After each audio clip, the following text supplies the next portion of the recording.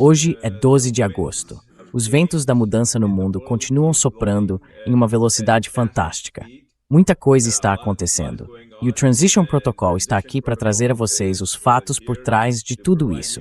Fatos que as pessoas nem sempre veem. A mídia corporativa não quer que vocês vejam isso. A motivação deles é clara. A mídia independente não tem acesso. Nós temos o privilégio e a honra de ter esse acesso. E trazemos isso a vocês com a maior clareza possível para esta discussão. E estou acompanhado dos meus queridos amigos e colegas, Pepe Escobar, jornalista reconhecido globalmente, e Larry Johnson, analista militar reconhecido globalmente.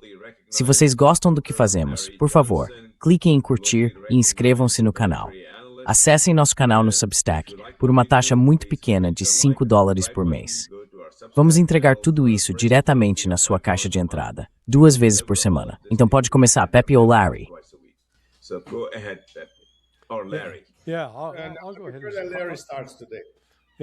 Bom, eu vou começar. Estamos vivendo tempos, digamos, fascinantes.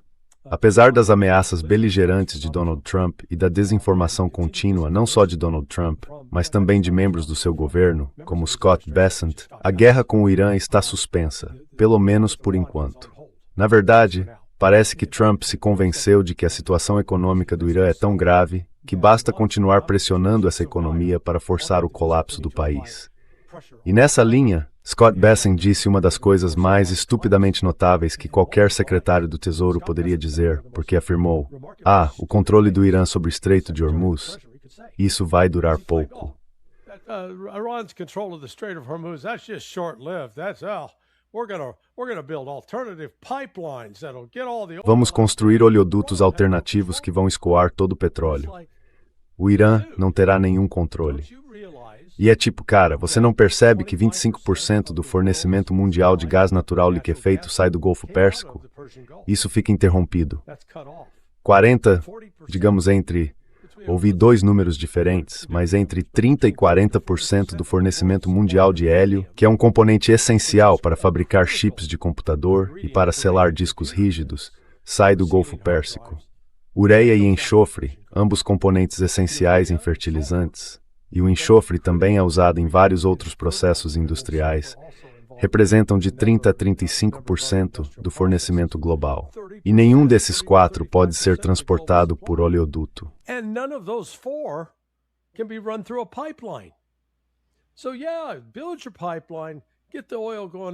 Então sim, construa seu oleoduto. Faça o petróleo sair por outro lugar. Se o Estreito de Hormuz continuar fechado, ou se você continuar, sem reconhecer que ele está sob controle total do Irã, o Irã ainda tem cartas muito importantes na manga. Então o Irã não está numa posição econômica tão precária quanto o Ocidente gosta de imaginar. Porque, na verdade, agora eles têm tanto a Rússia quanto a China, além do Paquistão, como parceiros comerciais plenos. A rota ao norte pelo Mar Cáspio está aberta. A rota leste-oeste, pela antiga e pela nova Rota da Seda, está aberta. As rotas comerciais dos portos do Paquistão para o Irã estão abertas. Então a ideia de que o Irã está bloqueado e não pode receber ajuda é simplesmente ridícula.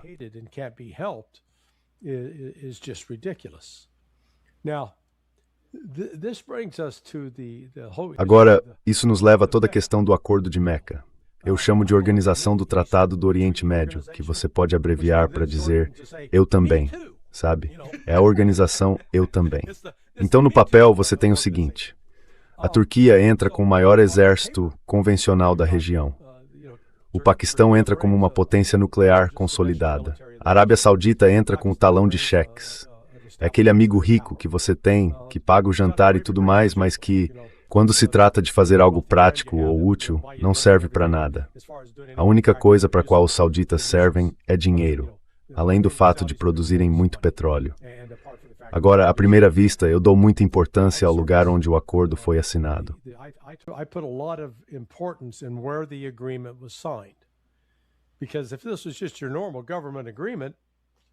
Porque, se fosse apenas um acordo governamental normal, você o assinaria em Riad, a capital. Mas não foi isso que fizeram. Assinaram em Meca. E isso foi para enviar, eu acho, para transmitir uma mensagem de que este é um acordo entre muçulmanos. Dito isso, eles supostamente juraram: um ataque contra um é um ataque contra todos. Bem, houve ataques repetidos do Ansar Allah contra a Arábia Saudita, tanto antes da assinatura do Acordo de Meca, o Acordo Me Too, quando havia apenas um acordo bilateral entre o Paquistão e a Arábia Saudita, quanto agora, depois que os três assinaram. E todas as vezes, em resposta a esses ataques Houthis contra a Arábia Saudita, a resposta da Turquia e do Paquistão foi zero, nada, silêncio, quietude, nenhuma reação. Nothing. Silence. Quiet. Not reacting. So then you have to ask, well, who's it directed against? Então é preciso perguntar, contra quem isso é direcionado? Bem, dá para argumentar. Será que eles vão considerar fazer isso contra o Irã? Hakan Fidan, o ministro das Relações Exteriores da Turquia, deixou bem claro que não. O Irã não estava em pauta. Então o potencial é contra Israel. Mas eu quero destacar um problema com a Turquia. Nos últimos dias, eles vêm fazendo basicamente ameaças contra a Rússia, porque a Rússia fechou os portos de Odessa, Nikolaev e o Mar Negro para a Ucrânia. Isso está basicamente impondo um estrangulamento econômico à Ucrânia. E agora a Turquia de repente diz: meu Deus, a Rússia está interferindo na navegação no Mar Negro. E a Rússia olha para eles e diz: vocês não disseram porcaria nenhuma no ano passado, quando nossos navios estavam sendo atacados. Então, basicamente, a atitude da Rússia em relação à Turquia é: cala a boca. So basically, Russia's attitude towards Turkey is shut up. We're going to protect ourselves, and if you don't like Nós vamos nos proteger. E se você não gosta disso, azar o seu. Então a Turquia precisa decidir se quer um confronto com a Rússia ou não. E para colocar isso em contexto, você sabe, um ataque contra um é um ataque contra todos. Veremos então o Paquistão e a Arábia Saudita se alinhando para unir forças com a Turquia contra a Rússia? Eu não acho. Não acho que eles tenham esse tipo de instinto suicida. Uma observação final sobre para onde o cenário global está caminhando. Neste momento, o Irã controla o Estreito de Hormuz, apesar de Donald Trump afirmar: ei, está aberto, nós temos o controle. Não está aberto. Os Estados Unidos não têm o controle. Mas em toda essa frente Rússia-Europa vimos alguns acontecimentos interessantes. Primeiro, os militares britânicos estão entrando em contato com a Rússia dizendo: ei, sabe de uma coisa?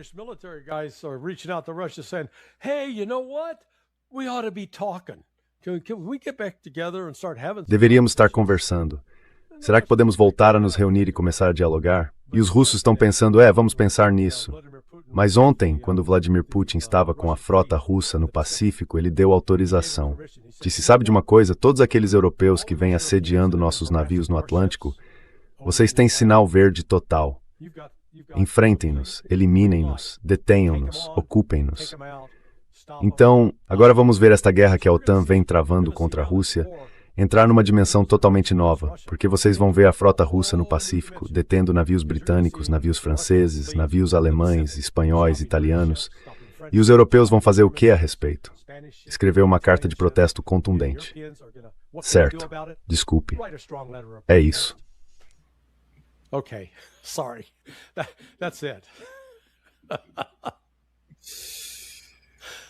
Okay, thanks Larry, thanks Mr. Z. Certo, obrigado, Larry. Obrigado, Sr. Z.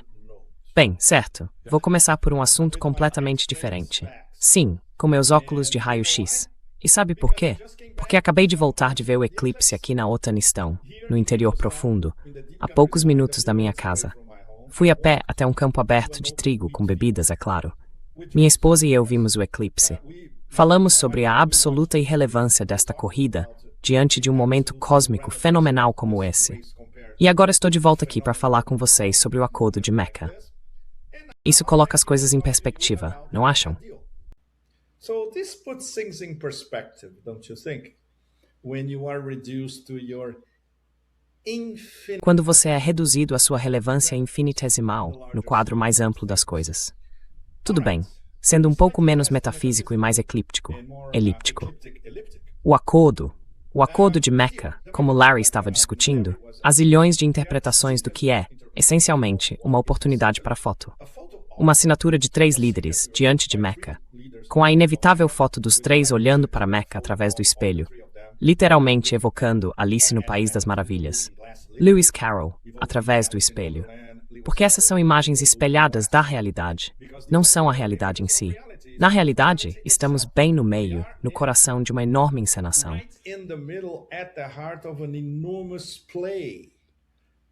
Des swingtordstaheims numa Dior.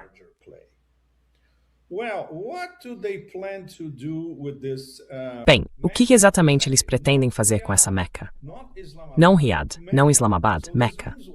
Então o que isso significa? Significa que a Ummah está totalmente por trás desse acordo? Não, definitivamente não. A Ummah estaria totalmente por trás de um pacto ou acordo Bishan Gaza, ou para salvar Gaza de ser aniquilada, ou para salvar a Palestina de ser exterminada pelo culto da morte. Mas esses atores menores, que teoricamente pertencem a Ummah, o melhor que conseguem propor é uma oportunidade de foto em torno de um acordo sunita no estilo do artigo 5 da OTAN. Isso vai ser implementado? Dificilmente. Quem vai determinar, ou o que vai determinar, o que acontecerá depois? A geografia. E a história é moldada pela geografia. And history is informed by geography.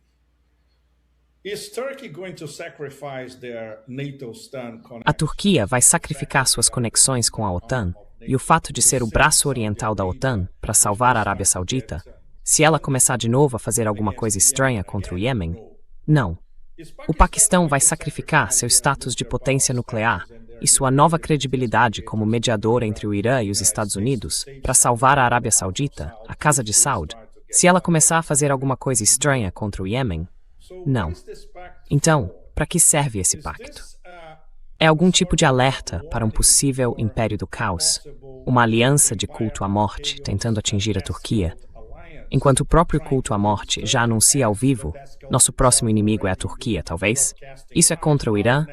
Definitivamente não. Is this against Iran? Definitely not. And complementing what Larry said, Hakan Fidan, the Iran... E complementando o que o Larry disse, Hakan Fidan, o ministro das Relações Exteriores da Turquia, afirmou oficialmente que Ankara conversou com Teherã antes da assinatura em Meca. Então, teoricamente, os iranianos sabem do que se trata e talvez conheçam alguns detalhes do acordo. E há algo particularmente relevante em termos geopolíticos: a ambiguidade do Paquistão. Para todos os efeitos práticos, qualquer pessoa pode interpretar isso como o Paquistão estendendo seu guarda-chuva nuclear, tanto à Turquia quanto à Arábia Saudita. Esse é um cenário bastante plausível, possível e sólido. Não sabemos porque ninguém leu os detalhes. Ninguém de fato leu o documento que estabelece o acordo de Meca nos moldes sunitas. O máximo de informação interna que todos nós temos é que se trata de criar dissuasão. Mas dissuasão contra quem? Creating deterrence.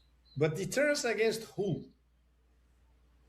So it's in the eyes of the beholder. And the beholder... Então, tudo depende de quem está olhando. E quem olha pode ser todo o sul global ou, aliás, o planeta inteiro. Certo, esse pacto de Meca é dirigido contra quem? Ninguém sabe realmente ao certo. Ele dá um pouco de fôlego à combalida Casa de Saud, que, é claro, está sempre se resguardando. Eles estão numa situação desesperadora. Os iemenitas já disseram a eles direta e indiretamente: se vocês começarem a fazer gracinha contra nós, vamos mandar um James Brown em vocês. E sabe, um Papa's Got a Brand New Bag contra vocês. Como nos anos 60, Motown, Atlantic, Stax e o melhor da música americana feita por pessoas negras nos Estados Unidos, aliás. Então, esse é o nosso novo ritmo. Como o Iêmen, vocês vão perder o oleoduto leste-oeste.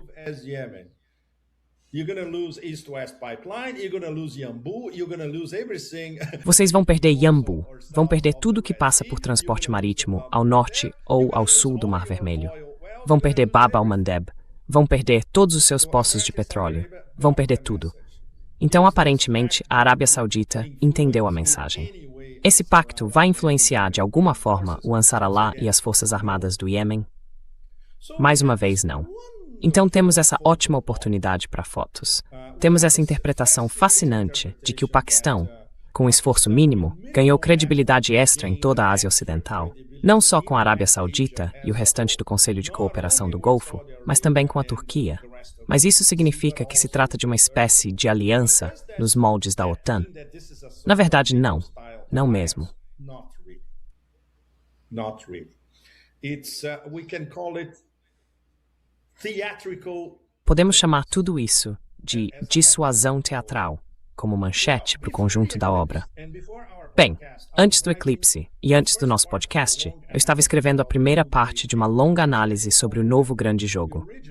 Tenho certeza de que todos vocês se lembram do grande jogo original, Império Russo, Império Britânico, do fim do século XIX até os primeiros anos do século XX, até 1904, no máximo 1905. Quando os britânicos chegaram ao Tibete, achando que encontrariam um exército russo, encontraram exatamente 3 russos em Lhasa.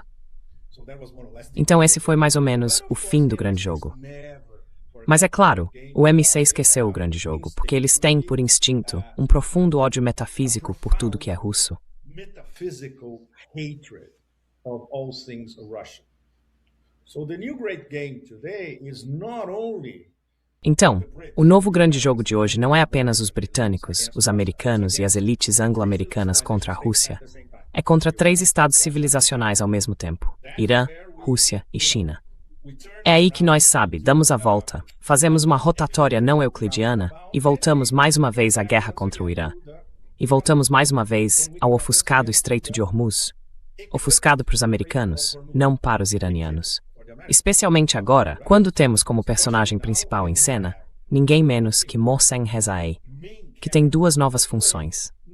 A primeira, algo que ele já teve antes como comandante da Guarda Revolucionária Iraniana.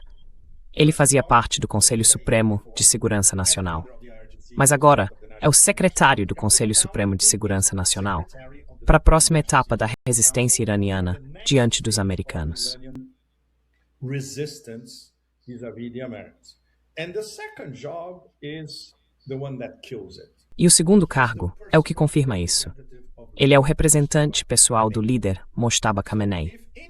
Então, se algum de vocês ler algum tweet de Mohsen Rezaei no X, isso significa que essa mensagem ou o que ele está dizendo tem aprovação pessoal, tem o aval do líder supremo, Mojtaba Khamenei. Isso foi até antes. Esta foi uma entrevista que Mohsen Rezaei deu à mídia iraniana no sábado passado, antes de ser nomeado secretário do Conselho Supremo de Segurança Nacional e antes de se tornar o principal homem do líder Mojtaba Khamenei. Então vou ler para todos vocês. Recebi uma excelente tradução para o inglês do original em Farsi, e é bastante impressionante o que ele diz sobre o Estreito de Hormuz. And it's quite outstanding what he says about the Strait of Hormuz. So I'm going to read this to all of you because Então vou ler isto para todos vocês, porque é pertinente à nossa discussão. on the question Sobre a questão do Estreito de Hormuz, que eles parem de criar insegurança, que nos permitam, de acordo com nossos próprios arranjos, ajudar melhor o comércio mundial do que no passado. Porque não é apenas a nossa própria segurança que nos importa, mas também a segurança do comércio mundial. Agimos de forma responsável nesse cenário em que atuamos. Isso significa que queremos preservar a nossa segurança e a segurança mundial. Portanto, nesse cenário em que atuamos, agimos de forma mais responsável do que os Estados Unidos. No entanto, como eles estão criando insegurança, e ele está se referindo, é claro, ao bloqueio americano, estão impedindo que esse comércio realmente se abra. they are preventing the strait from truly opening. As soon as they implement these clauses, and now he's referring Assim que eles implementarem essas cláusulas, e agora ele está se referindo ao memorando de entendimento, as 5 cláusulas previstas no preâmbulo do acordo, é assim que Mohsen Rezaei se refere ao memorando, que eles começaram a implementar por 3, 4 dias e depois abandonaram. Veremos nisso o sinal de uma mudança de comportamento. Até termos esse sinal de mudança de comportamento, o Estreito de Hormuz permanecerá fechado. Então, isso nos leva à questão-chave. Larry, Sr. Zé e todos vocês, nossa audiência, há alguma evidência de que haverá uma mudança de comportamento dos americanos, não apenas em relação ao Estreito de Hormuz, mas em relação a tudo que assinaram no memorando de entendimento e decidiram não fazer ao explodi-lo? E a resposta, como todos vocês sabem, é não. Então, o que isso significa? Que, essencialmente, esta é mais uma guerra sem fim. that essentially this is another forever war? Quite possibly. Because there is absolute Muito possivelmente. Porque não há absolutamente nenhuma chance de que o governo Trump, ou mesmo o próximo governo na Casa Branca, cumpra as exigências iranianas, cumpra os compromissos que eles assinaram, tanto os americanos quanto os iranianos, no memorando de entendimento. E simplesmente, eles não podem admitir que têm de devolver o dinheiro do Irã. Sem falar em aliviar as sanções contra o Irã, algumas delas em vigor há 47 anos. É politicamente impossível, geopoliticamente impossível e imperialmente impossível que qualquer uma dessas coisas aconteça. Então, me desculpem, porque aparentemente estou voltando a uma espécie de retorno elíptico, que nos diz que essa situação não tem saída, que não há uma saída para esta guerra. Pessoal, é isso mesmo? Ou estou sob a influência do sol obliterado lá em cima?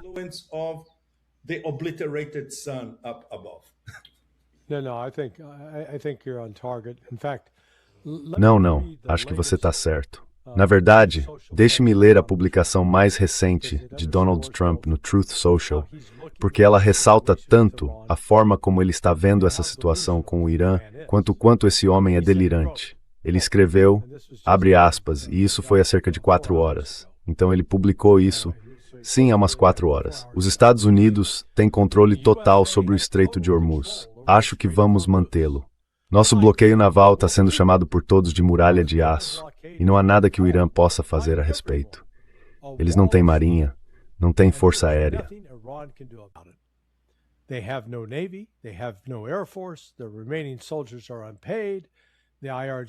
Os soldados restantes deles não recebem pagamento. A Guarda Revolucionária Islâmica está dizimada e fugindo, e a liderança deles é no mínimo incerta. Eles não têm dinheiro, o país deles está destruído. Tudo o que tem são notícias falsas e inflação de 300% e piorando. O Irã é só conversa e nenhuma ação. O valentão do Oriente Médio não mais. Louvado seja Alá, presidente Donald J. Trump. Sabe, quando li essas palavras, a expressão idiota de marca maior me veio à mente diante da estupidez de Donald Trump. Então qual é? O Estreito de Hormuz está bloqueado ou está aberto?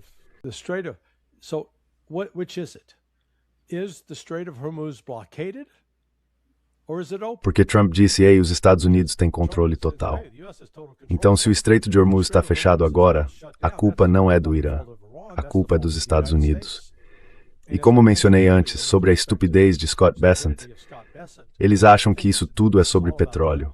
Não é só sobre petróleo. E de novo, o petróleo não está saindo. Apenas uma fração está conseguindo sair por Yanbu. E isso também está em dúvida, por causa dos esforços dos Houthis para interromper as exportações de petróleo saudita que saem pelo Mar Vermelho.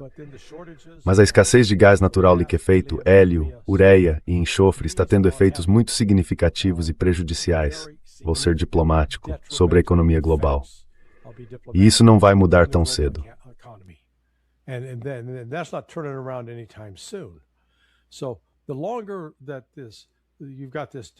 Então, quanto mais tempo durar essa interrupção no tráfego que sai do Estreito de Hormuz, maior será o risco não apenas de uma recessão global. Já está acontecendo uma recessão global.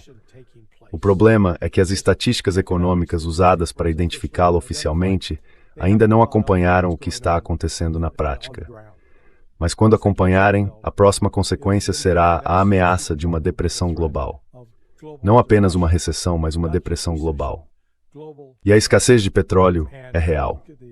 A capacidade que os países tinham no passado de recorrer às reservas estratégicas de petróleo para amenizar os efeitos também vai desaparecer.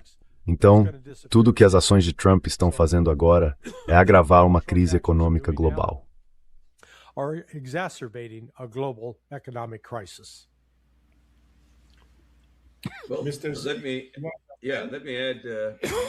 Bem, deixe-me acrescentar aos meus comentários algo que reflete as informações que recebi.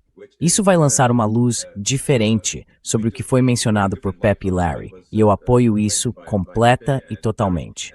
Nada do que vou dizer será de forma alguma diferente da interpretação deles. Só estou trazendo uma perspectiva diferente. A perspectiva que trago vem de Islamabad. Vem de uma visão de dentro do gabinete do líder supremo do Irã, que, mais uma vez, chega até mim via Islamabad. E também por meio dos contatos que a alta liderança paquistanesa mantém com a Arábia Saudita e a Turquia. E é a seguinte.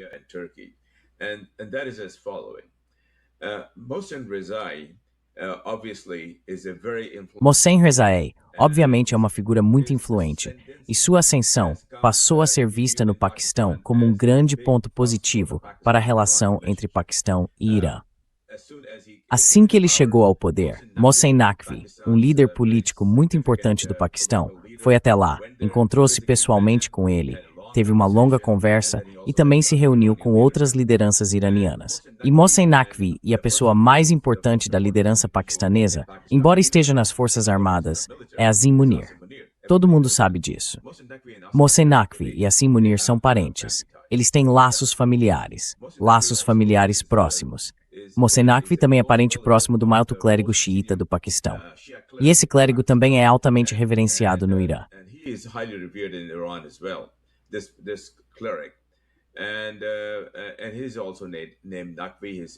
E ele também se chama Naqvi. Ele é o Allama Naqvi. E a liderança iraniana tem muito respeito por ele.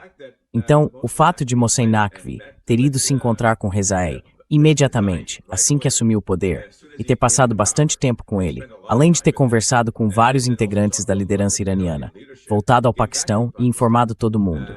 E em breve, pelo que fui informado, uma delegação liderada por Araghchi pode vir dentro de alguns dias. E, mais importante ainda, na próxima semana, Khalifat, a segunda pessoa mais importante do Irã.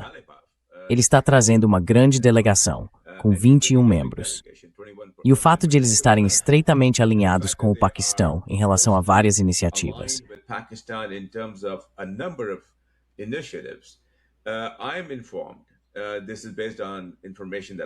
Pelo que fui informado, com base nas informações que tenho, o progresso entre o Irã e o Paquistão, e entre o Irã e os Estados Unidos, não está tão visível quanto deveria estar.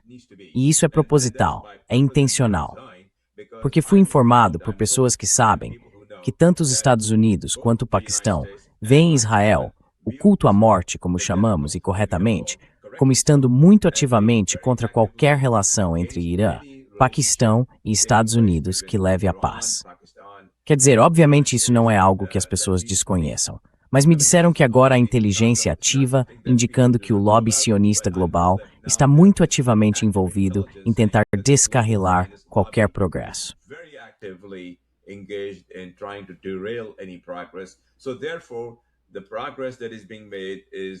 Portanto, o progresso que está sendo feito não é visível para analistas como nós. E também fui informado de que há progresso sendo feito. Fui informado também de que o gabinete de J.D. Vance está profundamente envolvido. E fui informado de que já na próxima semana haverá um anúncio que levará a esse progresso. Depois, haverá conversas indiretas entre Paquistão, Irã e Estados Unidos, com o Paquistão como intermediário e o Catar como ator de apoio. Isso levaria a uma desescalada das hostilidades. Do ponto de vista do Irã, levaria a uma paz duradoura. Israel não tem interesse em encerrar as hostilidades. Definitivamente não quer que isso aconteça.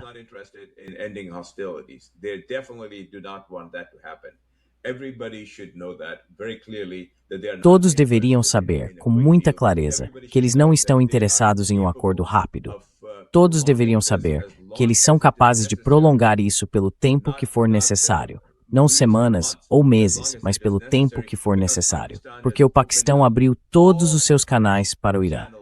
Quero dizer, isso é realmente significativo. O porto de Gwadar está aberto. A rota terrestre está aberta. A rota através do Baluchistão está aberta. E os laços estão se aprofundando. Portanto, o Irã não tem pressa de chegar a um acordo. A China está totalmente ao lado do Irã. O Pacto de Meca, embora o que foi relatado pelos meus colegas seja totalmente correto, mas fui informado.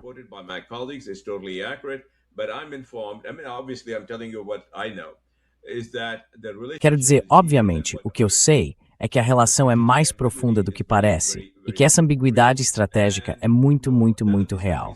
E não, nenhum desses países vai poder ser ameaçado existencialmente. E vai haver muita cooperação, compartilhamento de inteligência, cooperação militar e também cooperação econômica. Então, o que apurei é um pouco diferente, lança uma luz diferente sobre isso. E eu estou mais esperançoso de que haja algum acordo nos próximos dias. Não num futuro distante, mas nos próximos dias. Então, é isso que eu tenho a dizer.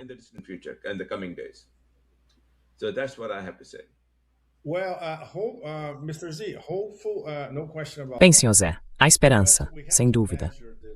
Mas precisamos medir essa esperança, especialmente em comparação com Mohsen Rezaei. Este é o homem. Tudo o que ele diz importa, porque vem diretamente do líder Mustafa Khamenei.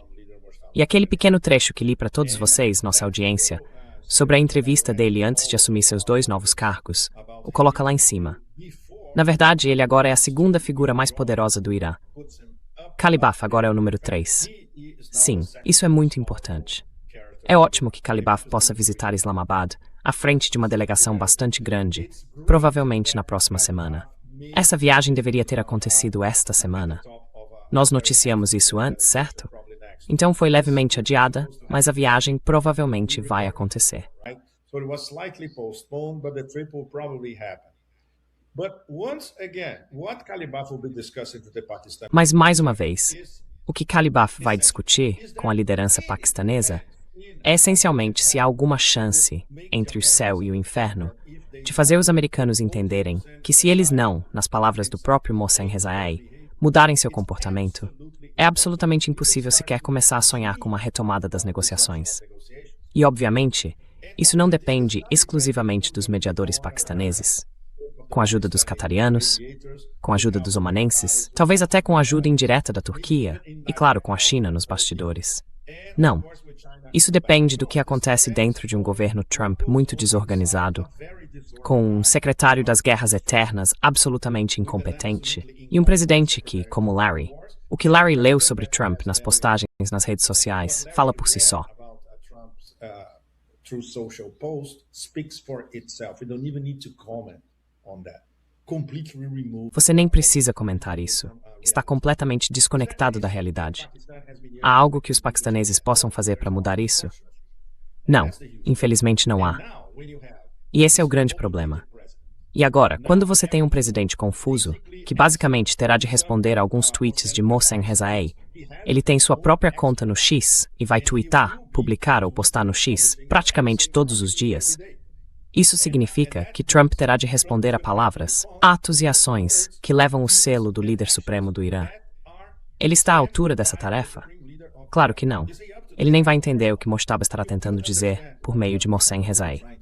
Então, mais uma vez, entramos no vórtice da possibilidade de negociações renovadas. The possibility of renewed negotiations, the goodwill of the Pakistani mediators, there's no doubt. A boa vontade dos mediadores paquistaneses, disso não há dúvida. Provavelmente há um pouco de boa vontade dos qatarianos e sim boa vontade dos omanenses. A Turquia não sabemos, porque está sempre se resguardando. E claro, lá atrás, pelo menos a Arábia Saudita, calando a boca e não interferindo em nada. Isso é suficiente para ver progresso? Mais uma vez, infelizmente não. Então, o melhor que podemos esperar é que essa possível visita de Kalibaf ao Paquistão, possivelmente na semana que vem, resulte em algum tipo de passe de desespero ao estilo iraniano, no sentido de convencer os americanos de que a única saída para vocês, que evita uma humilhação total, é voltar à mesa e discutir conosco. Mas como fazer os americanos entenderem isso? E deixo essa pergunta em aberto para vocês dois, Sr. Z e Larry. And I leave the question open to both of you, Mr. Z and Larry. Larry, por que você não começa? Não, Varistamiro. Tenho que me basear no que ouço, obviamente, senhores, porque essa é a fonte das minhas informações. E eu confio nessa fonte.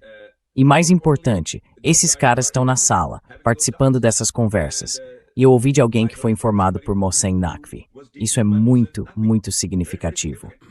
E o relato diz que Mohsen Rezaei, definitivamente o número 2, definitivamente falando em nome de Mojtaba Khamenei, definitivamente falando em nome da liderança, é Matt Murhaviyufro, aqui o Paquistão desempenha o papel que tem de desempenhar.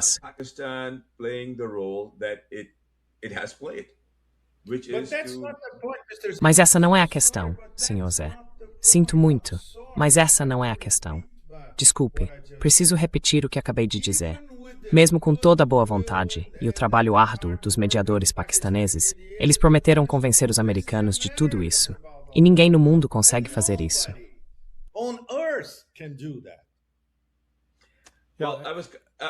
Bem, eu ia chegar a isso, Pepe.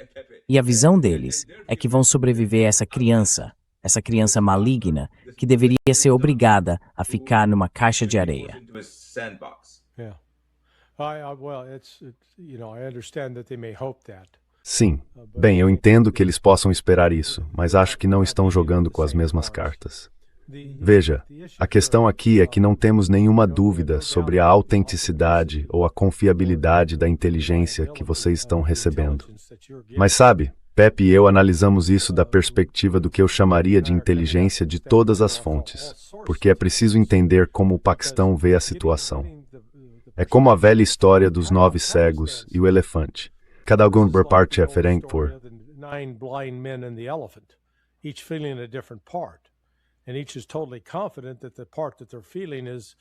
E cada um está totalmente convencido de que a parte que está percebendo é a realidade. Mas ela não abrange o todo. E claramente há algumas atividades, digamos, de bastidores acontecendo. A questão é, Donald Trump está se posicionando para estar disposto a fazer as concessões que o Irã está exigindo.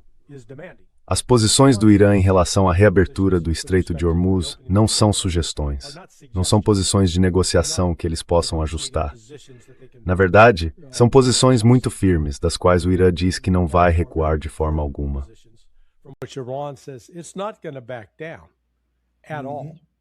São imperativos. Sim.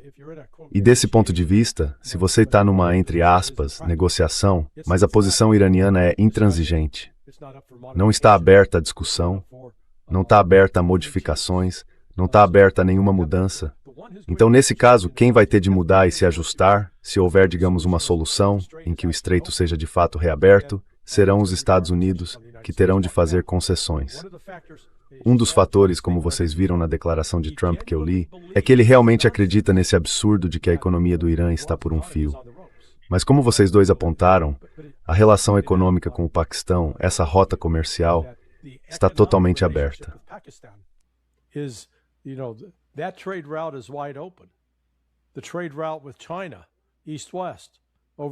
A rota comercial com a China, de leste a oeste, pela nova Rota da Seda, está totalmente aberta. A rota comercial com a Rússia, de norte a sul, também está totalmente aberta. Então o Irã não está isolado e desconectado como estava há 10 anos, quando o JCPOA ainda estava em vigor. Portanto, o que precisamos observar não é tanto o que Irã e Paquistão estão discutindo. O verdadeiro foco deve ser o Paquistão e os Estados Unidos. O que está sendo dito de fato? Quem está realmente dando as cartas? É J.D. Vance ou Donald Trump? Neste momento parece ser Donald Trump. E enquanto for esse o caso, não acho que haja qualquer acordo no horizonte.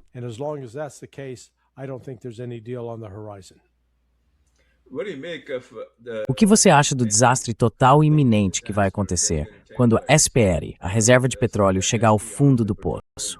Ela já está muito perto disso. Ainda faltam algumas semanas.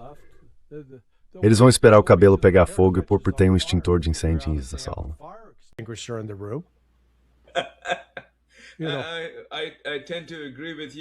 Eu tendo a concordar com você que isso pode levar todo esse tempo, Larry.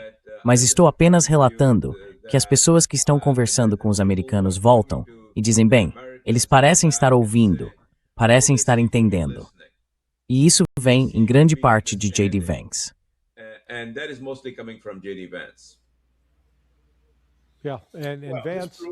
Isso prova que, nesse momento, Trump não tem parceiros de negociação à mesa destruída.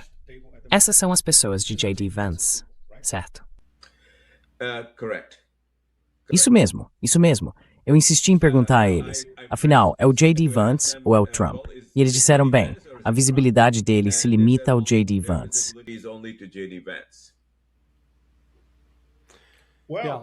Bem, considerando que Tweedledee e Tweedledum não fazem mais parte do cenário, chame isso de progresso. Isso é sério, porque o Irã se recusou a falar com eles. Recusei-me a falar com aqueles palhaços? Sim. Rigor Twansong. Sim, deixe-me encerrar com um ponto que vai ser determinante em tudo isso. É a questão da crise econômica global. Neste momento, há uma escassez global de querosene, combustível de aviação e diesel. É global. E não se trata de haver fontes alternativas do petróleo bruto ácido necessário para processar e produzir querosene e esses combustíveis. Elas não existem. Isso foi interrompido. 20% desapareceu e já está indisponível há 3 meses, indo para 4. Como resultado, o preço do diesel e do combustível de aviação, principalmente na Ásia, mas também na África, e agora começando na América do Sul, está subindo. Isso está criando uma crise econômica global.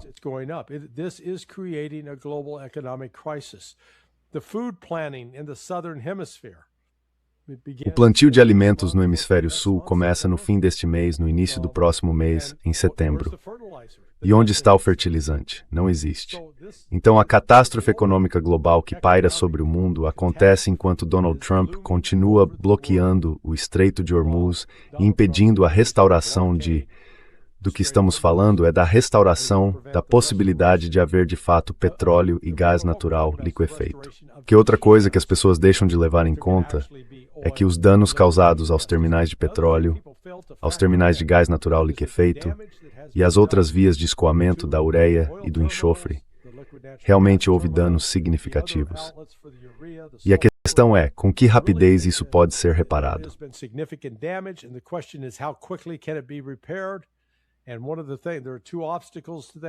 E uma das coisas, há 2 obstáculos para isso. As equipes de manutenção contratadas para fazer a manutenção e os reparos deixaram a região por causa do perigo.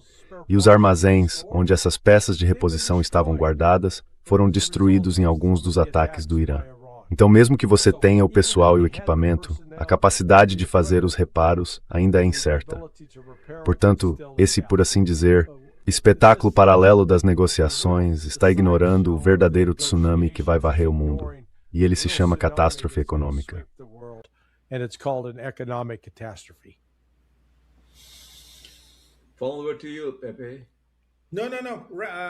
Passo a palavra para você, Pepe. Não. Vamos encerrar. Por favor, vamos encerrar. Certo. Bom, essa é a nossa avaliação até agora, no dia 12 de agosto. E infelizmente ela não é muito otimista. E eu deixo a palavra para meus amigos e colegas. Eles têm uma visão muito valiosa. Eu apresentei a minha perspectiva, que é diferente. E se algo mudar, estaremos aqui assim que soubermos. Caso contrário, estaremos aqui na segunda-feira, no horário habitual, com Larry. Na terça-feira, com Pepe. E na quarta-feira, nós 3. Então até lá, adeus. Por favor, apoiem-nos. Acessem nosso canal no Substack por uma pequena taxa de $5 por mês. 2 vezes por semana, vocês receberão esta análise de alta qualidade diretamente na caixa de entrada. Muito obrigado, agradecemos o apoio de vocês e voltaremos se acontecer algo significativo. Tchau. Um brinde. Obrigado, pessoal. Bye. Cheers. Thanks, everybody.